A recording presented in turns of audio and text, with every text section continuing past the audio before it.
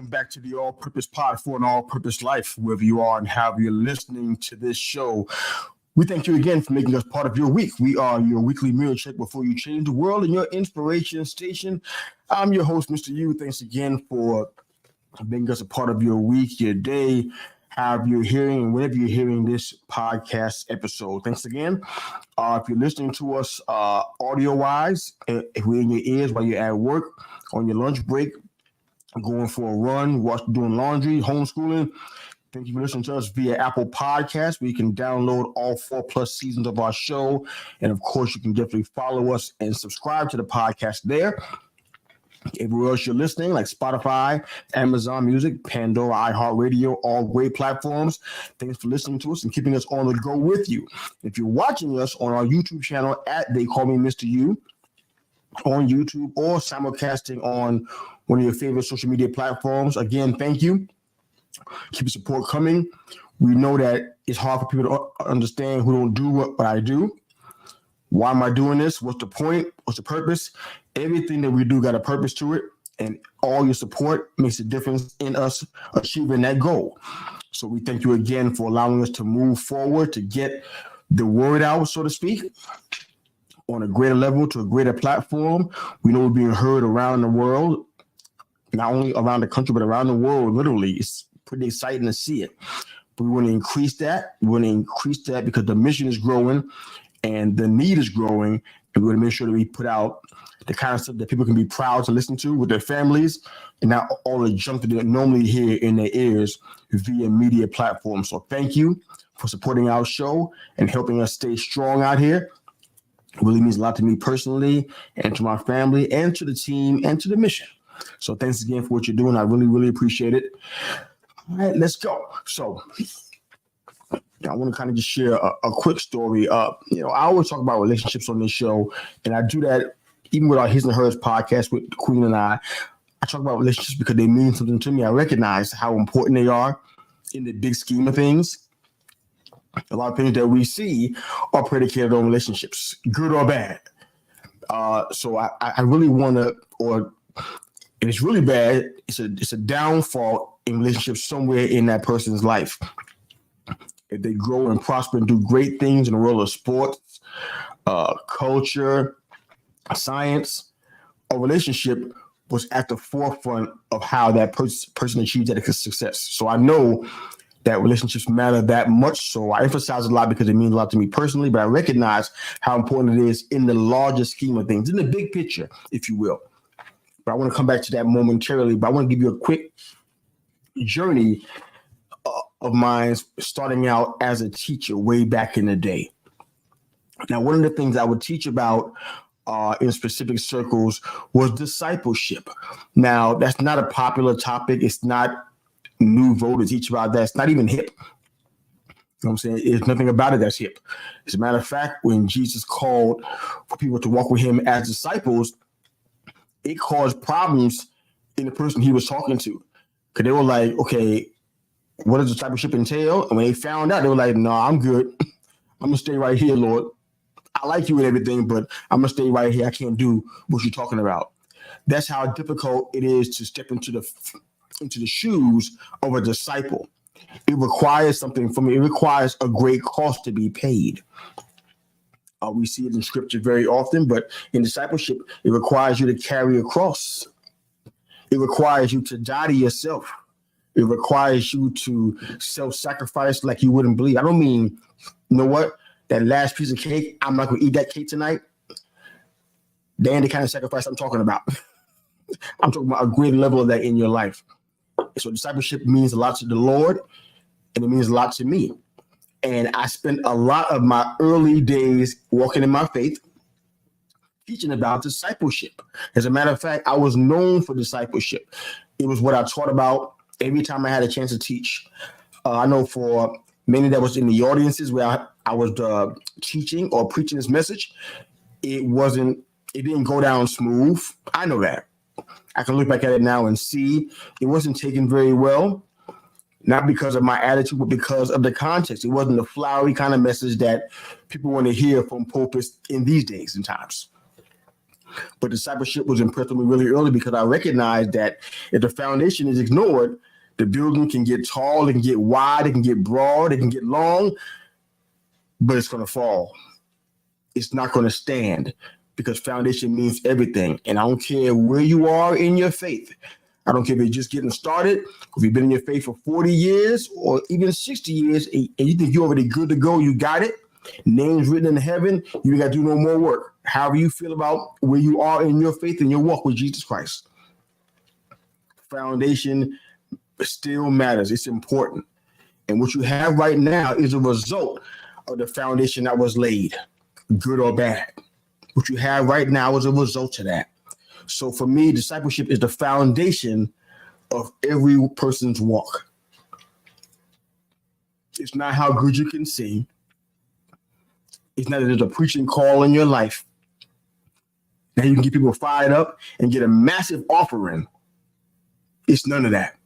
The foundation of every person's walk is discipleship. I believe that with all of my heart. I even got scripture to back it up if you'd like to have that. I'm totally confident in that. It's the foundation for all that we do. That's why Jesus asked that first. Follow me, be a disciple. He didn't ask them for no offering. He didn't ask them to do anything outward. He said, follow me, be my disciple. Because that's a foundation. When he spoke to the rich young ruler, that's what he said. Follow me. Put the other stuff down and trust me. Give it to the poor. Walk with me and be rich forever. And the rich young ruler, according to the scripture, walked away very sorrowful because he had so many things. In life right now, if you look around, if you do a real proper assessment, no funny business, but if you do a proper assessment on where you are in your life right now, you're going to see that you got a lot of stuff going on. Man, woman, sir, ma'am, you got a lot of stuff going on in your life right now. Now ask yourself, how much of that is tied to your discipleship in Jesus Christ? And how much of it is extra weights, extra burdens, extra stuff in your life that sometimes, every once in a while, hinders you from doing what your walk dictates you should be doing at this phase of your life right now? If you do an honest, proper assessment, you'll find that there's a lot of stuff in your life that probably shouldn't be there. And you probably need to get rid of it. Is that making sense? Discipleship is the core and the foundation. And that's why I taught on discipleship so much, and I still do to this day. I can't even help it anymore. Anytime I'm asked to minister or preach, that's what comes out of me, discipleship, because that's what I think about all the time. It's part of my daily disciplines. It's how I stay focused and stay on track, because I know that I can't afford to go off track. So I stay focused. I stay where I need to be in my walk. There's an old analogy that I love to use from time to time. It's an old proverb. I think it's a Native American proverb. Not totally sure, but I believe it is so. It talks about two dogs, and the son asks his grandfather, which one is the strongest? And the grandfather astutely answered, the dog that's the strongest, the one that you feed the most. Whatever you feed grows, and whatever you starve dies. It's just that simple. Think about that in the face of your spiritual walk. What are you feeding that needs to die? What are you giving too much food and too much life to? What are you starve that hasn't been getting the attention it needs to be getting? What should be starving right now? If you look at that in terms of your spiritual walk, whether it be fasting or prayer, you realize that we have our attentions sometimes focused on the wrong areas, and we're feeding the wrong dogs, if you will.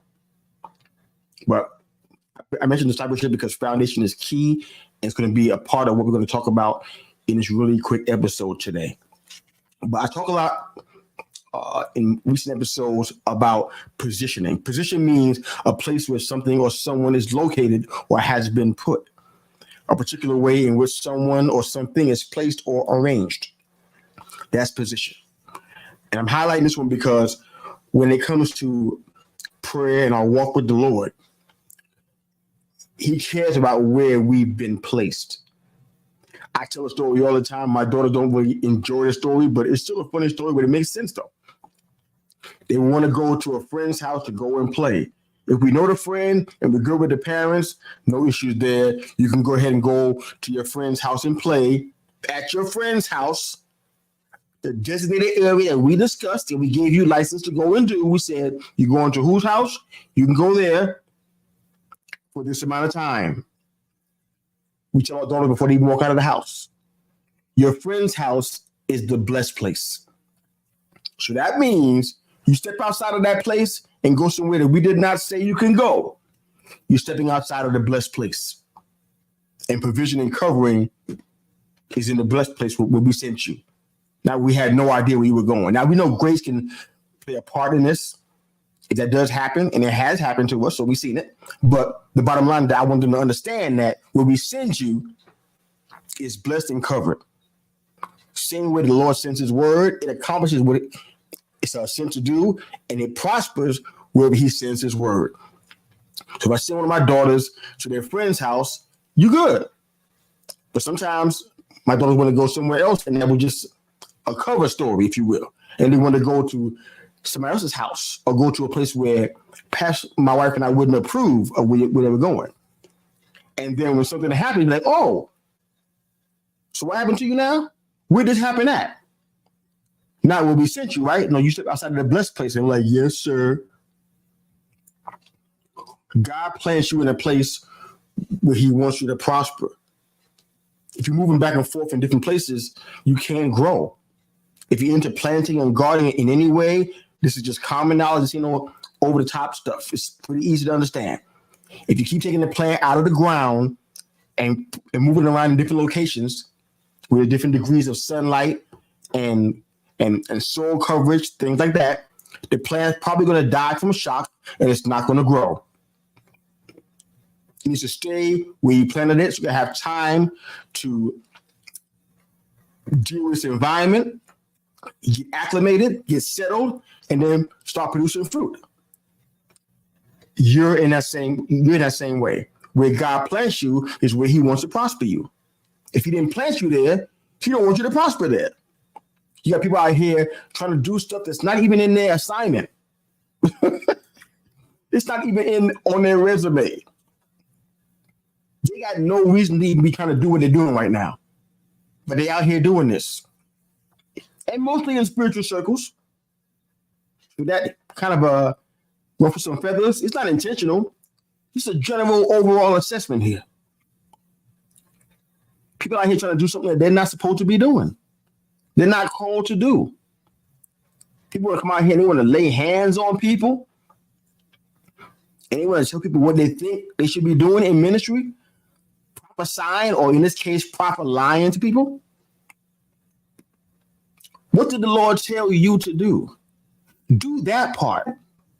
Do you know that the reality of where we are right now in our walk, generally speaking, is that many of us have to go back 10 years to what God originally told us to do and walk in obedience to that. We got to go back in a time machine. Because for 10 years or 15 or 20 or even more, we're walking in disobedience. We're doing what we felt good about doing, or we operated out of a hurt that we had, or we operated out of offense, and we did stuff that God didn't even say for us to do. We had no reason for doing this at all, except it felt good to us, and it was just straight up flesh. No holds barred, just the truth. It was just flesh. In order to go back to the place of obedience, we got to go back 10, 15, 20 years or more. What the Lord originally told us to do that we didn't do yet. And that's a real thing. Ask me how I know. It's a real thing. You got to deal with the obedience and where God has planted you to be. I don't mean your church. I preached a message several months ago about this same topic, a little bit differently, but different context, but the same general idea. God want to prosper you where he plants you. And people think, oh, I'm in the right church, or I'm in the right company. I got the right 401k. I'm on the right job. They give me a company car. I live in the right neighborhood. I'm in the right city. Anything that's going on in your life should be under the microscope. We should never live our lives with absolutes, saying, oh, God is happy with this, if we're not sure about that. We should assess everything that's going on in our life. From the church you go to the company you work for, in the city where you live at, and even who you're married to. You got people out here going to conferences in wedding dresses, saying that the preacher, who's already married, by the way, is their husband, and God told him that. Talk back to me. Something's wrong with that. Everything that we do should be under a microscope. We should evaluate everything, because at the end of the day, if we're not in the blessed place, then that means we're outside of it. So we can't expect to get the blessings that we've been looking for. If my kids stayed where it was supposed to be, they'd have been covered and protected against any danger, peril, or harm. But when you snuck out and did something underhanded outside of what I told you, what I instructed you to do, you put yourselves in harm's way, and there's an opportunity now for you to be attacked. Because you did something outside of what we agreed on. If I said you can go to your friend's house and go to the mall, then that's covered. The mall is the blessed place. If I said you can go to your friend's house, to the mall, and after that, go and have a sleepover at a different friend's house, it's covered. Because your parents agreed on that, and those are considered blessed places. If I didn't say any of that stuff and you just snuck out and did it, you're outside of the blessed place. You're outside of the place of provision. And things can happen. As adults, we should be thinking the same way as that child should be thinking. Am I in the blessed place? Am I in the place that I'm supposed to be in? Am I doing what I'm supposed to be doing? I don't mean what you're good at, because you're very talented, you're gifted, you're skilled. You can do a lot of stuff. I can do admin like nobody's business. I'm not going to work in somebody's office.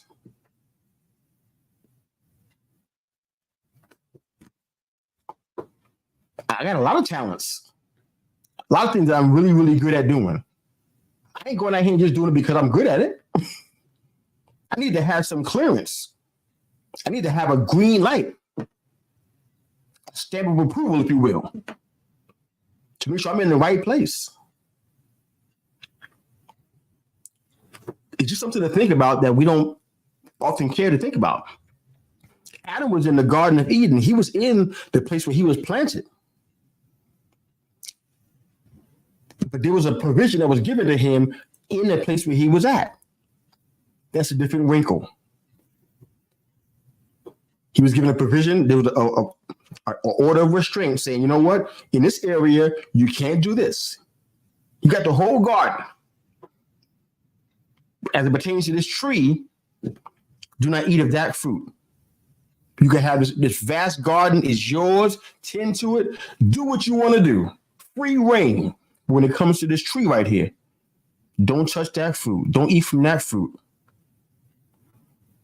And out of all the things he had access to, he chose the thing that he couldn't touch, that he couldn't eat. And it cost him being uprooted from the place where he was planted. I say this to you today. I hope you're hearing all of this stuff. I hope this is ministering to you. This is not what I planned for today, but I believe it's what was needed to be heard today. Wherever you are today and how you're listening to this show, I implore you today, as your brother, as your friend, as your big brother, your uncle, however you see me, dad, papa, whatever, I implore you to look at every aspect of your life today. Take the time to evaluate it all. Put it all under the microscope. Let God search it all. And if there's anything that ain't right, anything that gives you pause, anything that says, you know what? I'm not sure I should have ventured into this territory. I shouldn't have started this. Let him have it.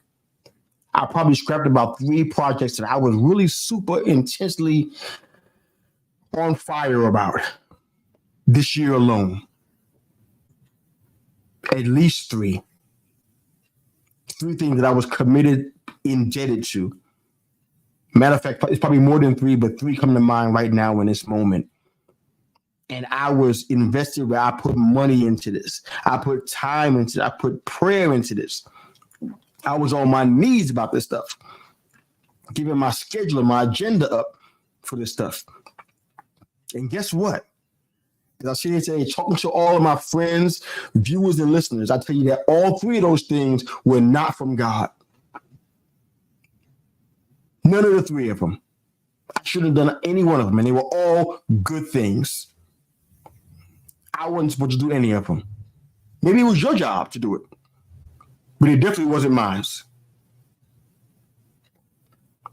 And I wasted time, days, weeks, months, even years, doing something I wasn't supposed to be doing.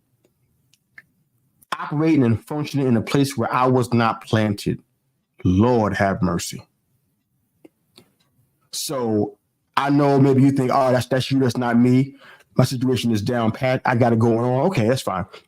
But for those of you who don't feel that way, who are a little bit more humble than that, take the time to search every aspect of your life. Even on this, don't even wait till tomorrow. Don't wait till next week. Do it now. Do it today. Search your life. Even write down, do it as exercise. Write down everything that you do, everything you put your hands forth to do, everything that's a project or an assignment for you. Write it down. If it don't line up with discipleship, if it doesn't line up with your assignment, if it makes you uneasy at all, or you feel like it's just an extra added weight that you're doing because you love somebody, or you care about helping somebody else out, or you do somebody a favor, put that stuff to the side. Look at all the things you got your hands involved in.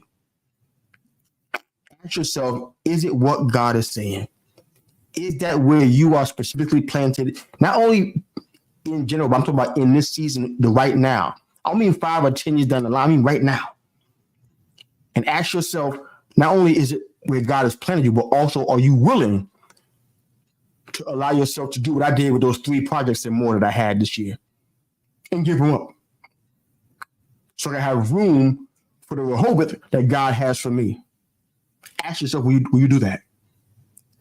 Is your love and relationship with God worth it enough to you that you want to walk in obedience in every area of your life?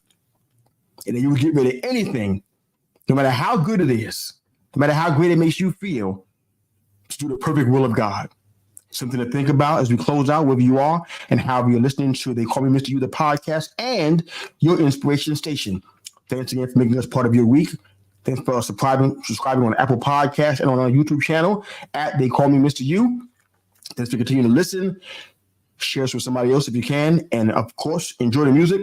We're out of here. Have a great day.